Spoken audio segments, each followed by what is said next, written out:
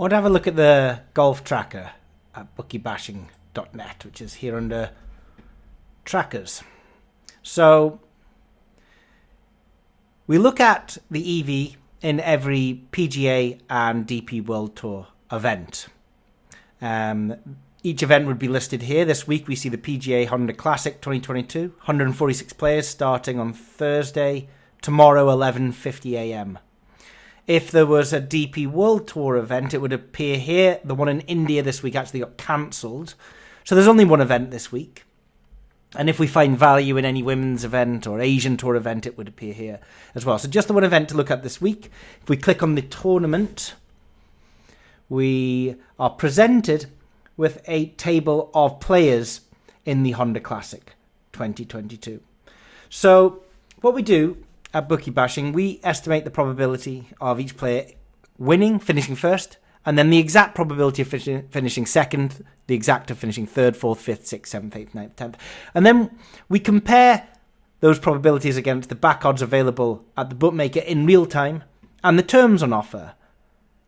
And so different terms will be different EV. And we see here that Paul Barjon, I think he might be pronounced, is 500 to 1 at Bet365, 5 places, 1 to 4 odds. And that is 138.1% EV. The place price is 126, and we got some other information here as well. The confidence is a 4 out of 5. The EV is 138.2%. So by that we mean for every £100 you place on him, you're going to get £38.17 back. The neutral odds are 362.05. So if he was cut to 400 to 1, we could still bet on him all the way down to 362 to 1 if that was odds. The win fair odds 520.0. The place fair odds, the places and the terms. And there's even more information. If we click I, we get a lot of exchange information about him, top book information, and there's event information, price history at the different bookmakers, EV history. We see he's been climbing in EV over time. I'll come back to add bet. So we also present a number of different bookmakers, and there's different ways of displaying this page. You can display all this information, or you can go into My Settings, and you can take out, neutral EV, win fair odds. You can add a spark line. You can display My Selections. You can change your book. So let's say you're restricted everywhere apart from Bet365 and Betfred, and maybe let's add in William Hill, shall we? So these are the only 3 bookmakers I have access to online. If I go back to the competitions and back into the tournament, what I can do is I can just filter the bookmakers here at the top by my online books. And by doing that, I'm only presented with information from Bet365, from William Hill, and from Betfred, and no other book. I've also turned on the spark lines here, so I can see that the EV has been drifting for Paul Barjon, but increasing for Kevin Tway. This can help me if I want to sort of use a strategy around betting on steamers. Some information at the top about the over round that is used at Betfair Exchange and best bookie price to see how efficient the markets are. And here we've got my selections. I can start adding my selections. I'm going to show all books, and I'm going to come to my selections in a second. If we want more information about how to use the tracker, we have a hub area at bookiebashing.net. There's a knowledge bank that has all of the instructions, but I'm actually going to open up the sports strategies because we've got more about the golf under sports strategies. In the hub and sports strategies, we've got the different sports here. Let's go to golf. Every week, to monitor the performance of the tracker, we actually put up on a Monday or on a Wednesday before our Thursday start, we put up some selections. We do this for everybody to see between 1 and 2 p.m. It's currently 12:30 p.m. on a Wednesday, so I actually have to do this shortly. So I decided, well, why don't I do it live on this instructional video? And here what we do is we put up some golfers from the tracker just to monitor the performance, to make sure that the return on investment is positive. So these are last week's players from last week's tournament. Hovland and Scott placed, nobody else placed. That was a 27% return on investment from this tournament. So we've got a lot of different players to choose from that are plus EV. The purple guys at the top, Anyone between 110 and 120 is green. 105 to 110 is orange. We've got some yellow guys. And then we're down at the red guys. Alex Smalley, 99.97% is the first negative EV guy. So how do I choose who to bet on? Well, actually, it's personal preference. It's to do with how much risk you want to deal with. But we also put something up here to help narrow down the guys. Every week, we put a course analysis up.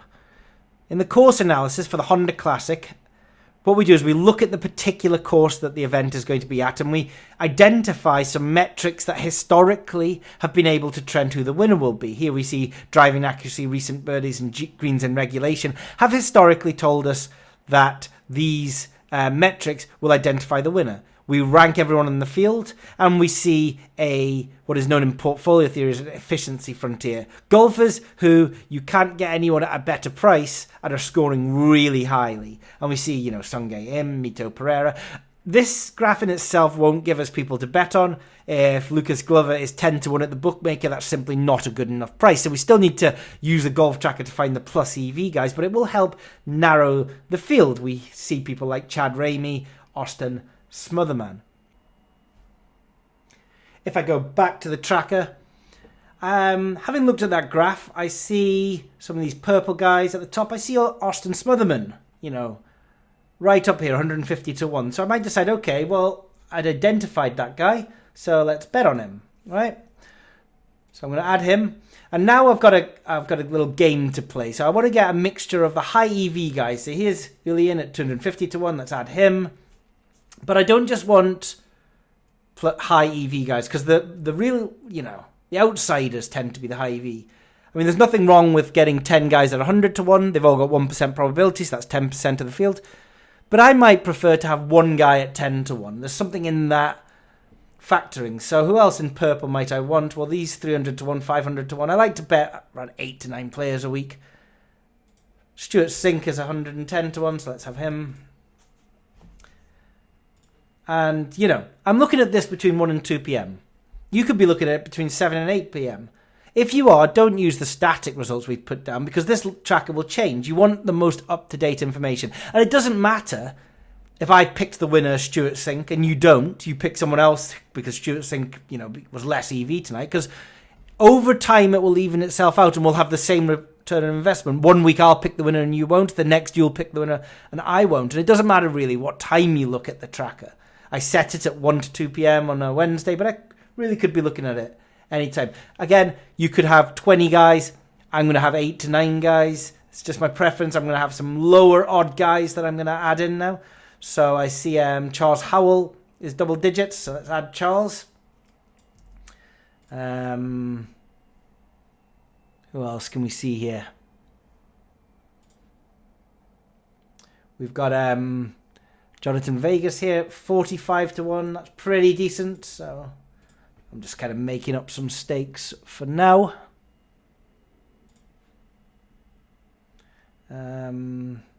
Here's Chris Kirk at 60 to 1.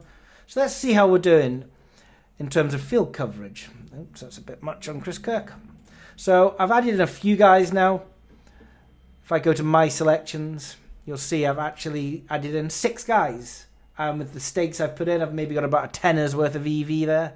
And I've bet 5.7% of the field. So if I'm going to get to 10 to 15% with 8 or 9 players, I need to start looking at some lower odds guys. I like to put selections up that are plus EV at more than one bookmaker. That's just a constraint I've added on myself. You obviously, if you have access to a bookmaker, there's only one bookmaker the guy's plus EV at, well, you can bet on him. So it's almost like I'm making it harder. Over here, we've got the win probability now. I've just put these guys up, so that hasn't changed. But tonight, if someone steams in, my win probability might be better. And in play, if Chris Kirk is 15 under, then my win probability will be better. Let's go and have a look at some of the lower odds guys who will be lower EV. So down in the yellows now, we're going to be looking at, we see Cameron Young, who did very well last week at 50 to 1. Let's add him to the tracker.